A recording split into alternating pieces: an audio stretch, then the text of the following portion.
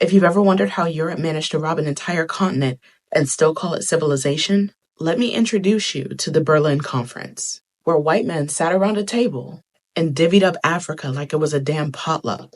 No Africans invited, just vibes and violence. So let's set the scene. It's 1884 in Berlin.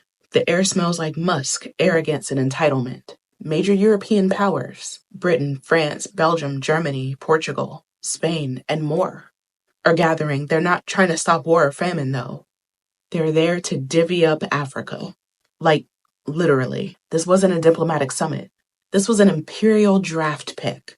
They laid out maps, drew lines through kingdoms, tribes, entire civilization, with zero regard for language, culture, religion, history, or humanity. Why? Because Africa had gold. They had rubber, diamonds, coffee, land, and most importantly, they had black labor. This wasn't about ending conflict. It was about making sure they didn't fight each other while stealing from everyone else. And in case you're wondering, not a single African was invited to this meeting. Not one, because white supremacy didn't need your voice, just your body. And the results? Chaos, destruction, whole nations ripped in half, rival tribes forced under one flag, nomadic people forced to settle, peaceful ones forced to fight, and the birth of artificial borders that still fuel civil wars to this day.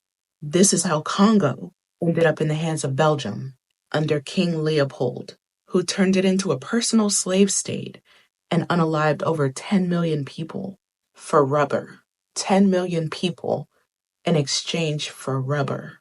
This is how Nigeria, Ghana, Kenya, Rwanda, Sudan, you name it, became European projects, not African homes. And let's be real, the Berlin Conference didn't just create colonies. It created dependence, exploitation, and long-term sabotage, the kind that leaves countries developing forever because somebody already developed off of their backs. The Berlin Conference was never about building nations. It was about breaking them before they ever even had a chance. So when you keep hearing people ask, why is Africa still struggling?